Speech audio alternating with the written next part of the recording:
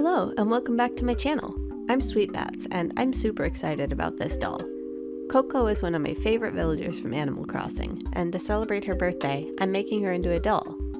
Howleen seemed like a perfect base, and a friend recently sent me a small lot of dolls which included this dance class Howleen, so this seemed like a great opportunity to use her. You may be thinking that I'm very late to the party, as Animal Crossing New Horizons came out 4 years ago, and wondering if I only just now was able to get the game. Otherwise, why wait so long to make a doll? I did have this since launch day, and like many others, it got me through a lot of the lockdown. However, despite all this playtime, there were a small handful of villagers I could never seem to find. I had amazing luck with campers. I got highly sought after villagers such as Raymond, Marshall, and Judy this way.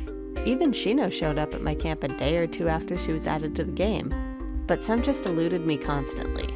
I made it a mission to find my favorites to add to my island, no matter how long it took, and after several years, over 2,600 Nook Miles tickets, and an island reset, I finally found Coco.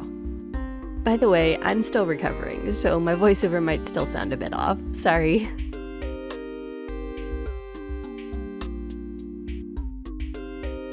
I had a hard time deciding on which color to go with for her hair, and ended up settling on a blend of these three colors for a cute light brown, dirty blonde shade.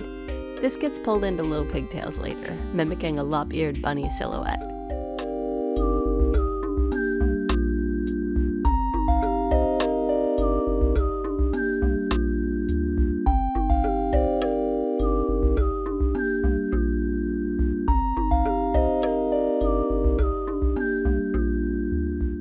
After a few priming layers of Mr. Super Clear, I added the first features I knew I wanted on this doll: freckles and visible teeth. Her mask looks somewhat like freckles, so that felt like a no-brainer, and the open mouth of the mask translates well to parted lips on the doll.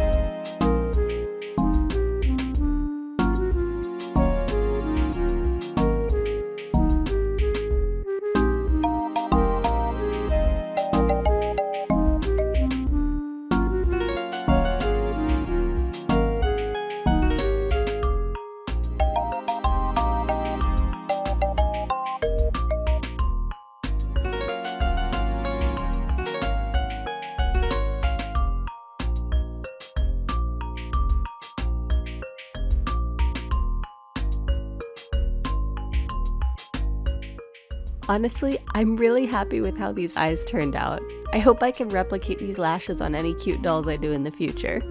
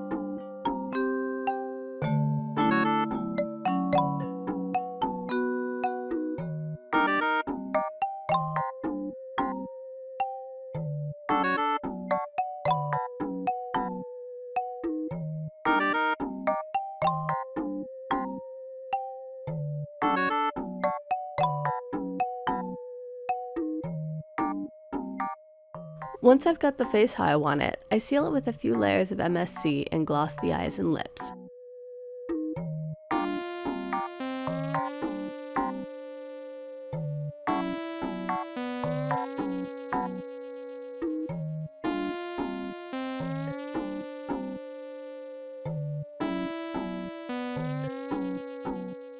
Time for a slight body modification. Haldeen's claws are a little too aggressive for Coco, so I used a heat gun and an ice bath to try and straighten them out a bit, since the hot water method wasn't working for me. Unfortunately, I melted the tips of one of her hands and effectively declawed her. Whoops. They didn't straighten out as well as I hoped, but the pose does feel a little softer than before.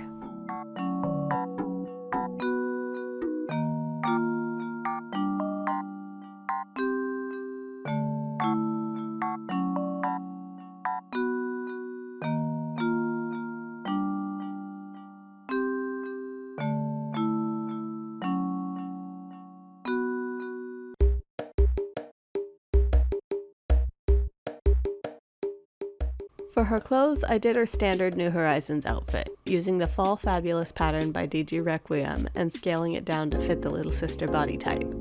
I also adjusted the neckline and sleeve length of the shirt to match her in-game outfit.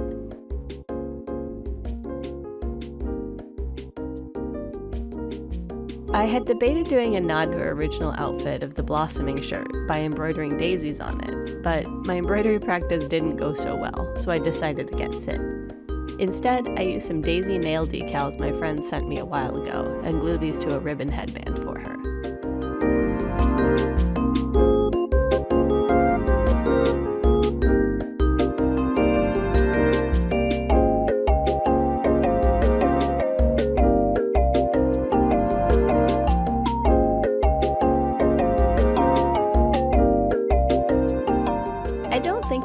Model wears tights, but since Coco's legs are darker than the rest of her body, I also make her a pair of sheer brown tights. I waffled between these and knee-high socks, and I think I made the right choice. Animal Crossing villagers don't wear shoes, but their doll counterparts will. I ordered some little sister-sized shoes off Mercari that arrived with this sweet note. I thought some Mary Janes would be really cute with Coco's outfit, and luckily Twyla's new Scaremaster doll had the perfect shoes for my vision. I paint these brown to match and seal them with glossy MSC. After starting on this project, I saw these buttons and had to pick them up for her mask.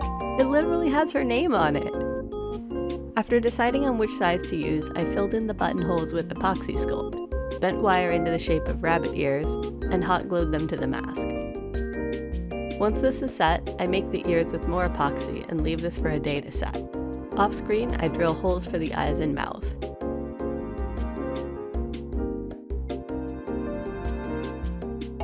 After sanding it to smooth it out a bit, I airbrush the mask and add some watered down brown paint to run in the textured button. The final details are gluing black fabric to the back and affixing a brown ribbon with a bow to hold it on. It isn't the most accurate to the head on the game model, but I think it turned out pretty cute regardless. And with that, she's done. Let's get her all assembled and see what the birthday girl thinks.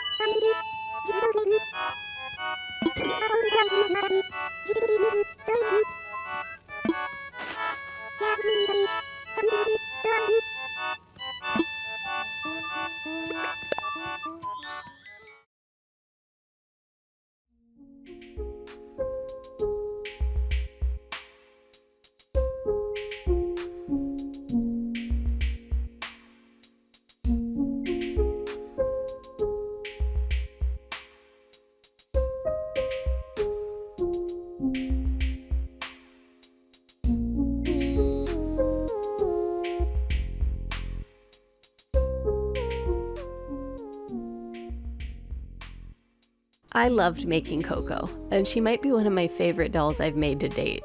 She's definitely the cutest. I've had ideas for other Animal Crossing characters to make, but I'm not sure if I'll actually do them. It is really fun to make their designs though. If I do make more, I'll probably try and take a bit more artistic liberties, rather than matching the reference as closely as possible. I've got 2 more videos that should be coming out this month, and then I may be on a bit of a hiatus. While I have plenty of ideas, I have nothing else currently in progress and need to focus on an upcoming move, as well as take some time to rest and recover since I'm still not fully over a sickness from a couple weeks ago. Once everything settles and I have the time, energy, and health, I'll hop back into things. Thank you as always for your incredible support, and a huge thank you and shout out to my patrons, Bear and Han. I look forward to seeing you next time. Take care.